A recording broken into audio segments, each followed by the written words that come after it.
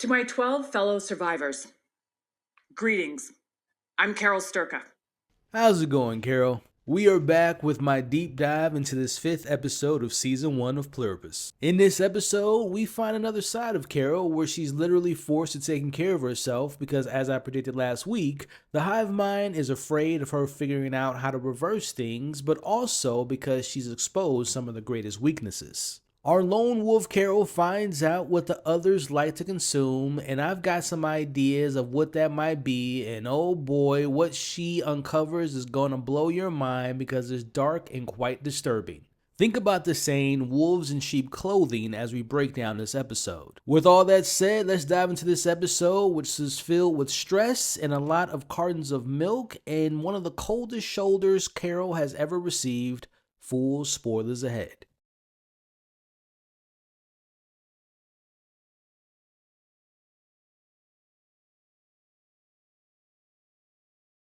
The next morning, Carol cleans up the mess the wolves left behind. Now, for the 4th time, we see Carol calling a hive mind yet again. This time, it's about the trash needing to be picked up. Now, the phone rings, and it's a recording from the others giving her instructions to ensuring the pickup goes smoothly for the drone.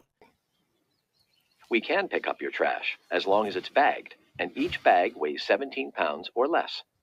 Please remove all bags from the bin and place them on the curb a minimum of 2 feet apart. Thank you. And guess what? Carol clearly doesn't weigh the bag. As we watch the drone swoop in, struggling almost immediately. It's having a difficult time with the overload bag before it ultimately gets caught in a streetlight.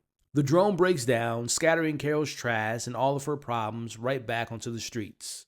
Now, this drone disaster is exactly what Carol needed to stop needing the help of the others. It actually leads her to discovering something major about the hive mind, something she had to find on her own. Now, instead of her calling for another pickup, we see Carol takes matters into her own hands. She gathers her trash and empties it into a local trash bin at the park. Now, as she's sorting through it, putting some of the trash in regular trash cans, but also into the recycling bin, she notices something peculiar. A bunch of empty and different flavored milk cartons. Not just 1 or 2, but a significant amount. She starts looking at other recycling bins, and it's the same story. As Carol the detective puts 2 and 2 together, this isn't just random. Her instinct starts kicking in as she investigates a much larger industrial-sized recycling bin. Now she falls inside, and inside she finds hundreds of the same flavored milk cartons. As she spots a location and heads to Duke City Dairy. Now Carol heads straight to the Duke City Dairy, which is the local distributor, a place that is eerily quiet. All production has stopped and machines sit idle. As she looks around, she finds a strange orange substance on one of the machines. But then she hears some noise coming from one of the back rooms. Carol finds crows gathered and eating one of the bags of whatever is inside these milk cartons. Now this discovery, these crows eating the particular material in the bag, is a key part of what Carol finds at the very end of this episode. Now we watch as Detective Carol takes a bag of the mysterious powder back home.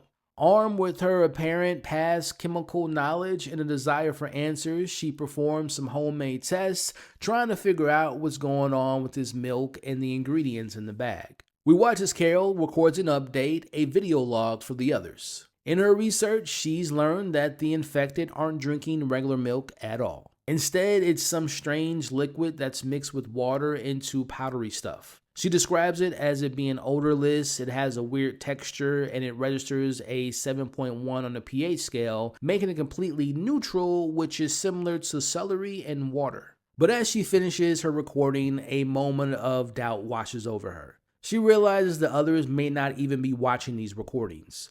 This thought, combined with her frustration and possibly new distrust, leads her to deleting the recording and starting over from scratch. Now, we don't get to see the updated version of whatever she recorded, but I'm assuming that it shared a similar message, minus the part where she got emotionally upset at the end. Now, before moving on, I want to discuss the symbolism behind the milk in this episode and what I feel it means and how milk is sometimes used within movies and shows. These are little milk cartons, the kind we give children in elementary schools, back when we had elementary schools and children. Now, to me, the comments made by Carol about milk cartons and how milk is intended for children speaks to this idea that the hive mind and Pluribus are, in a way, just like children. They operate in a bubble of happiness, peace, and perfection, walking around without a care in the world. That is until they met Carol, who represents adulthood, problems, stressful situations, and the desire to disrupt their blissful, naive existence. Now, let's talk about milk. Milk, as we know, is often associated with purity and innocence and youth. It signifies a fresh start. It strengthens bones, and it is a vital source of calcium, especially for children. But in media, milk can be used in many different ways. For example, there's the all-time great, in my opinion, Stanley Kubrick and his classic Clockwork Orange. In that movie, we remember the violent gang who frequently drank drug-laced milk to prepare for their brutal crime sprees. The image of these young thugs downing milk creates a disturbing contrast between youthful innocence and extreme violence. Another example that comes to mind is one of my favorite directors of all time, and Quentin Tarantino, and his masterpiece, Inglourious Basterds. Remembering the beginning of that movie, Christoph Waltz's character visits a French dairy farmer who he suspects is hiding Jewish people. As Christoph Waltz's character interrogates the farmer, he calmly requests for a glass of fresh milk. Now, in this film, Tarantino masterfully juxtaposes our inherent idea of milk as a wholesome, pure drink with Christoph Waltz's utterly sinister intentions. And lastly, another favorite of mine and more recent memory is Jordan Peele's Get Out. Remember the character Rose? Towards the end of that film, we watch as she casually ate Fruit Loops one by one while sipping a glass of milk through a straw as she searches for her next victim online. This scene makes the connection between the innocence and the violence even more prominent because of the addition of the milk being drank through a straw and the Fruit Loops being eaten by hand, as it's the ultimate childhood breakfast staple. It was in that moment, at least for me, that I realized that Rose was just a straight psychopath. So the question is now, why does milk work so incredibly well as a symbol of hidden evil? It all comes down to the power of contrast. Milk represents everything these villains aren't: pure, innocent, and nurturing. By consuming it, they're essentially wearing a mask of normalcy, a veneer of purity that makes their true horrific nature even more frightening. The use of milk, again, in films and television also ties into the border themes of corruption and tainted innocence. Hell, even one of my favorite shows on TV, I think about Homelander's obsession with milk and The Boys. Again, the sight of villains or evil people or complicated characters drinking milk has become a major red flag for this character is not quite right. It's a subtle but ultimately effective way for storytellers to signal us as an audience that something sinister lurks beneath the surface. Now, applying everything that we discussed, apply that to this 5th episode of Pluribus. Now, with that out of the way, let's shift back into gears and talk more about Carol. As night falls, a new drone arrives to pick up her last recording. Inside, Carol pours herself another drink for a moment of peace that she doesn't get to enjoy.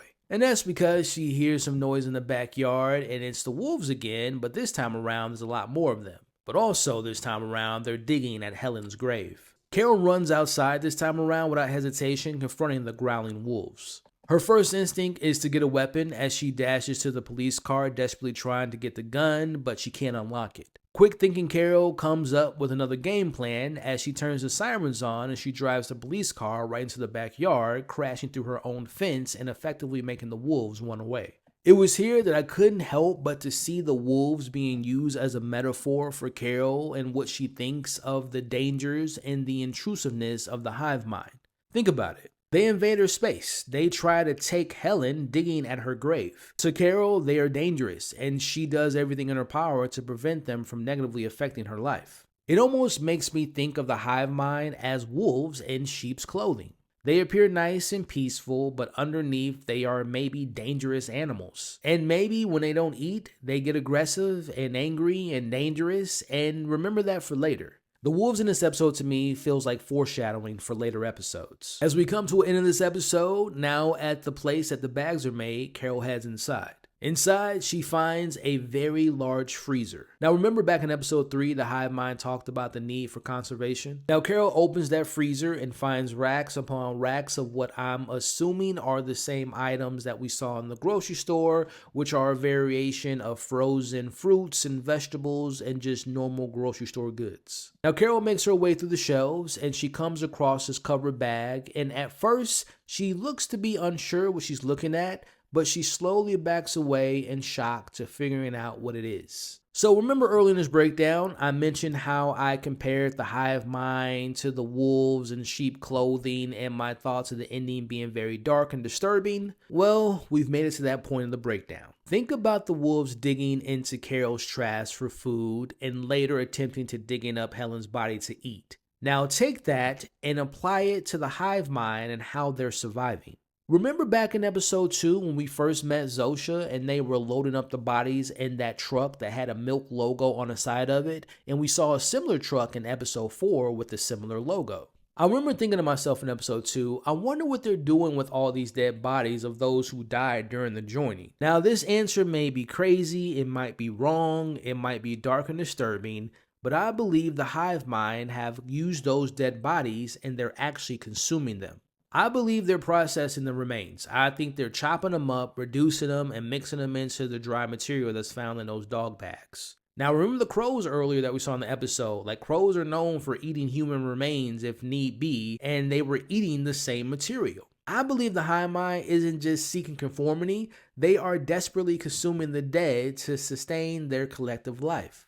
But now the question is, if this is to be true, how long could this last? Is the plan to keep it going as long as people continue to die, and once dead, they use their bodies to consume, continuing on this cycle? Now, what happens if they run out of bodies? I'm sure that's going to be a long time from now, like maybe seasons from now, but do they start turning on the living who refuse to join, creating their new ingredients?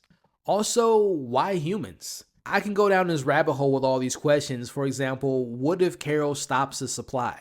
If they are consuming human remains to survive, what happens if they are deprived of their milk? Will they die like, for example, wolves who starve for food? Or will they become aggressive, akin to like zombies desperate for flesh that sustains them?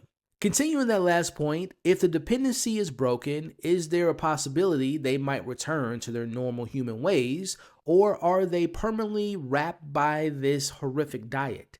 This realization in episode 5 could be wild if my theory comes to be true, because it shows that beneath the polite smiles and collective harmony of the hive mind lies the most primal, ruthless instinct for survival, making the wolves in sheep clothing metaphor literal. So overall, as far as my review of this episode, at the time of this recording, I've seen the episode a few times, and admittedly on the first watch, I didn't really take too much from the episode. It wasn't until my later viewings that I really came to appreciate the nuance of what Carol's going through in this episode, but also the symbolism of the milk. There's also so much subtext with the wolves and connecting it to the hive mind. I'm really interested to see if my thoughts about the milk being the dead bodies comes true, because if that is true, that's going to open up a whole new can of worms, or in this case, a whole new can of bodies. With that said, we have come to the end of this week's breakdown of episode 5 of season 1 of Pluribus. Now the $1 million question is, what did you all think about this 5th episode? Let me know in the comments below what worked, what didn't work, favorite moments, what are your thoughts, your theories, your deeper meanings, what did you all think about my theory? Let's talk about it all in the comments below. Thank you all for watching or listening to this week's breakdown. Enjoyed this week's breakdown of Pluribus? Do me a favor, hit that like button, and when you're on YouTube and you hit the like button, there's a hype button that pops up, and when you hit the hype button, it spreads this video out to new viewers, and I would appreciate the support. Also, if you all could share the video to anyone and everyone you know that loves talking about this show just as much as we do. And last but not least, if you enjoy my Pluribus breakdowns and you want to stick around and enjoy more coverage of this show, Welcome to Dairy, and all the new movies that come out, consider sticking around by subscribing to the channel today. Alrighty, y'all, until next time, remember that you all are awesome, stay safe out there, and also remember, always check the labels on the milk cartons to assure that there's no funny business going on. All right, everybody, I'll see you all again soon.